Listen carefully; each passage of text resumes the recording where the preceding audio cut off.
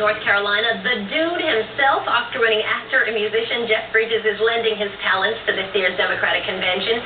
Bridges and his band, The Abiders, performed last night at the Carolina Fest, the music festival here in town. And he's also in town to promote his other passion project, which is ending childhood hunger, with a screening of a documentary that he's narrating called Hunger Hits Home. He's an advocate for the No Kid Hungry campaign, which aims to educate low-income families about staying fit and healthy. He's here along with the founder of Share Our Strength, Bill Shore. Nice to have you both with us this morning. Let's talk about the concert first before we get to that terrible issue of child hunger, which just breaks my heart. I kind of rage out a little bit. Oh, man, we got about halfway through, and then here comes the rain. I saw my brother in the audience. I had that rain dance, and you reverse rain. It didn't seem to work. No, it wasn't his strength. I didn't think a little bit. You guys are here to talk about, and you were in Tampa, too, talking about childhood hunger. Yeah. It's been very interesting to me from both campaigns. You don't hear much about poverty, and you don't hear much about hunger on the Romney side and the Obama side. It's sort of like not discussed. And at precisely the time when the problem is bigger than it's ever been.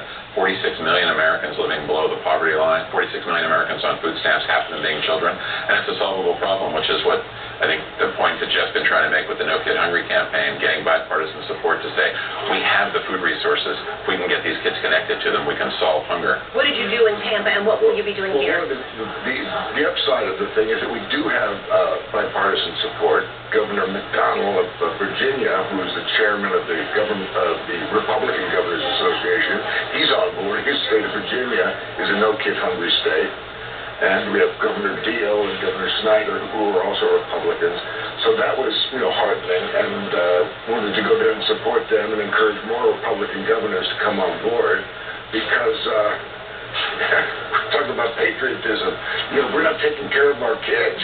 We're not taking care of our country. If another country was doing this to our kids, we'd be at war, right?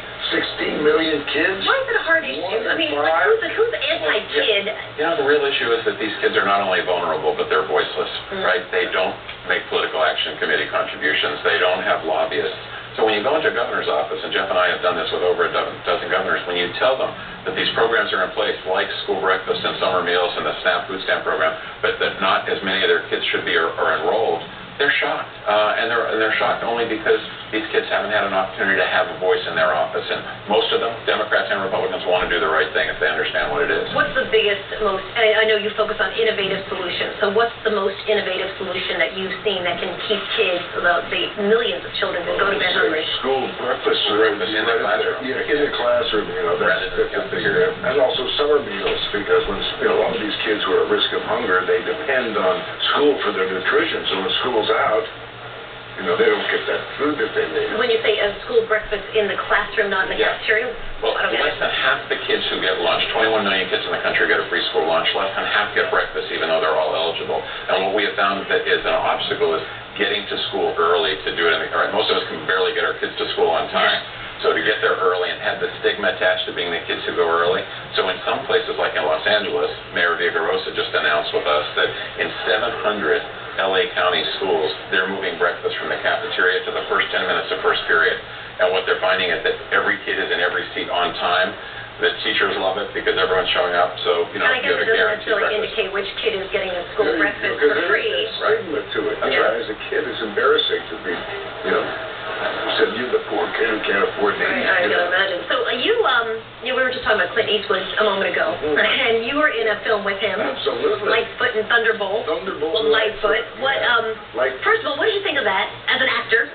I thought that was an interesting hair choice, for one thing. That's the first thing I noticed. No gel. No gel. No, but it was an interesting choice. I thought his acting was pretty good. I thought he really seemed like there was somebody in the chair and stuff.